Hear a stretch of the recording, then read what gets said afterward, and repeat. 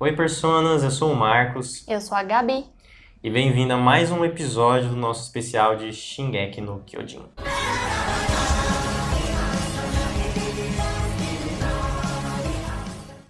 O nosso personagem analisado de hoje é o Bertold, ou Bertoldo Hoover. Ele é o Titã Colossal, ele aparece logo no primeiro episódio, fazendo aquele estrago todo na muralha, e no terceiro, na forma humana, já no treinamento, junto com o Reiner, lutando lá com Eren, não sei onde.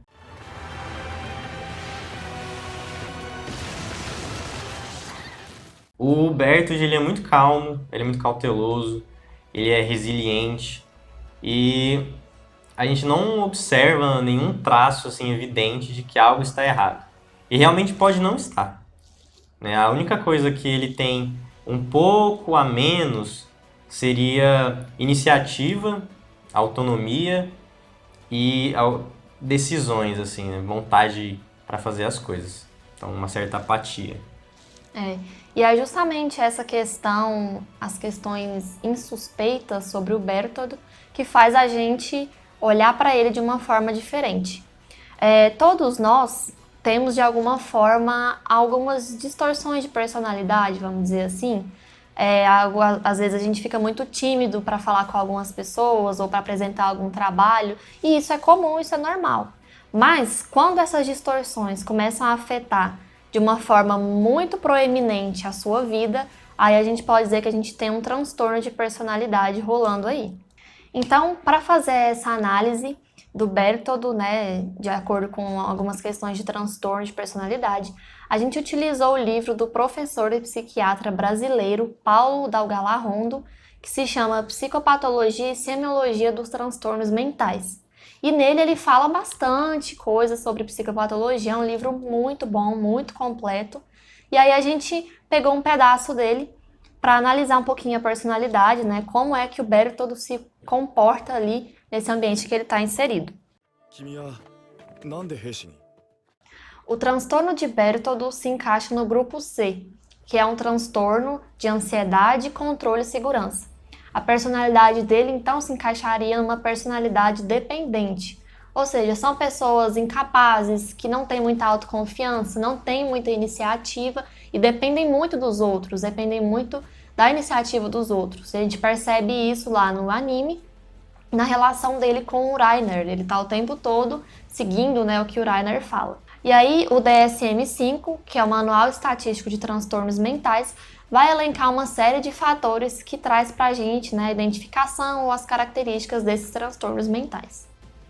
E esses transtornos mentais são muitos transtornos, e para cada um tem uma série de requisitos que, se você preencher esses requisitos, você seria classificado como uma pessoa que tem transtorno de personalidade. No caso do grupo C, a maioria delas precisa preencher no mínimo 3 requisitos. A gente elencou 4 requisitos e a gente vai falar um pouco de cada um deles. O primeiro requisito para ser encaixado como dependente, né, que tem transtorno de personalidade dependente, fala sobre a subordinação dos próprios desejos aos desejos dos outros. Então fala muito sobre a falta de autonomia da pessoa mesmo. Como que no momento da iniciativa precisa que alguém tome essa dianteira para que você também faça a coisa. E no caso do Bertold, a gente vê como que ele é submisso à vontade da maioria. Muito dificilmente ele levanta um ponto para contra-argumentar e acaba, como dizem, seguindo a boiada, né? O segundo requisito que o Bertold também preenche são as dificuldades em tomar decisões cotidianas e uma necessidade de conselhos e de afirmações do que você está fazendo. Ou seja, ele preenche a primeira de que não ter iniciativa e quando ele está fazendo, ele precisa ser reafirmado que ele está fazendo aquilo. Então a gente vê isso no relacionamento dele com a Anne, né? Como que todo mundo percebe que ele sente algo por ela e ele precisa de pessoas falando para ele que ele tem que ir lá, que ele consegue e que ele pode também. Bom, um terceiro ponto que o Bertoldo preenche, que eu falei aqui agorinha, é que a necessidade de que os outros assumam responsabilidade e façam as coisas. A gente vê isso muito na dependência dele com o Reiner. Ele precisa que o Reiner assuma as responsabilidades do que eles vão fazer e meio que dite um caminho para o qual eles vão seguir. Então isso é muito forte no Berthold.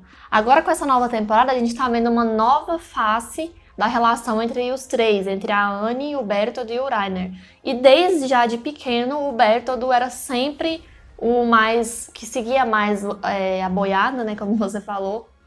Ele seguia mais o que os outros falavam e quase nunca ele estava ali dando opinião ou falando muito o que ele pensava. Ele mais concordava com os outros. Então essa necessidade dos outros assumirem a responsabilidade também está presente no Berthold. Oi. Um quarto ponto que o Berthold se encaixa, lembrando que existem mais pontos, a gente elencou só alguns aqui em que ele se encaixa, ocorre bastante no Berthold ele não discordar ou não apresentar uma opinião discordante de acordo com alguns assuntos que está acontecendo.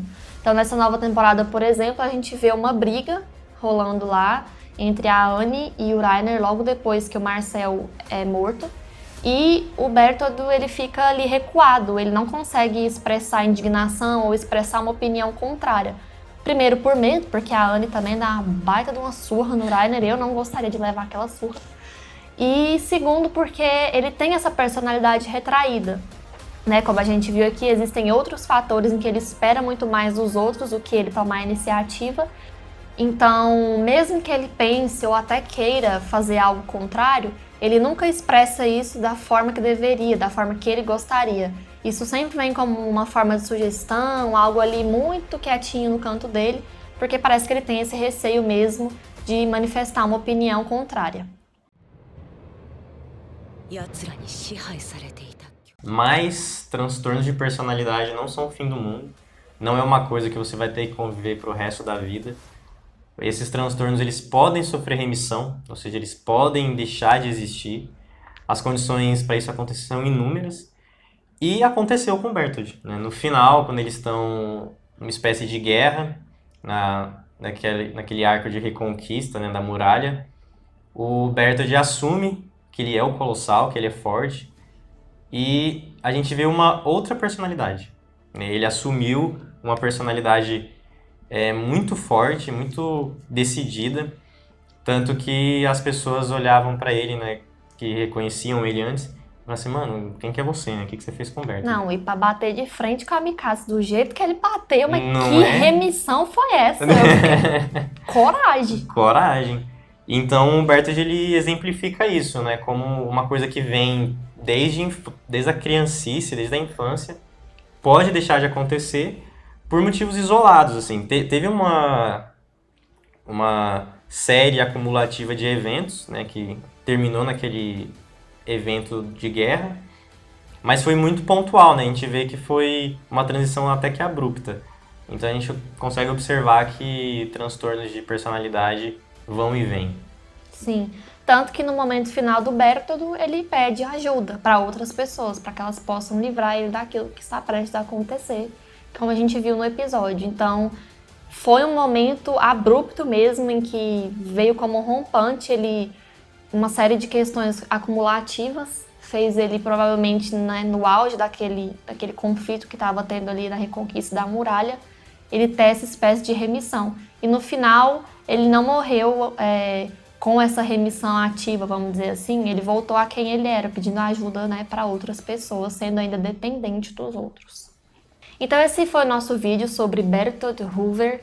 Ele é um personagem que fica ali um pouquinho por trás, às escondidas. Até então a gente não tem um background dele que pode ajudar, assim, fazer uma análise psicológica mais completa.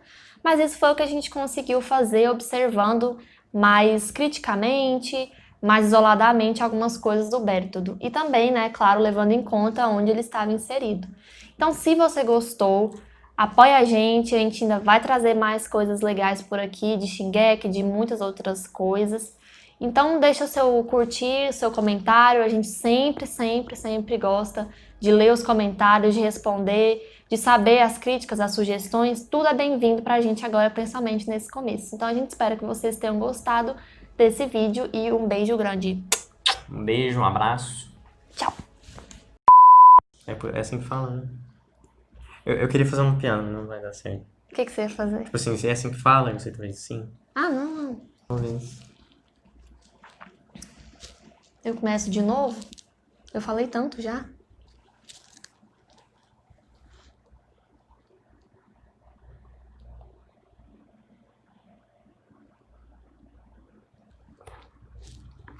O nosso personagem de.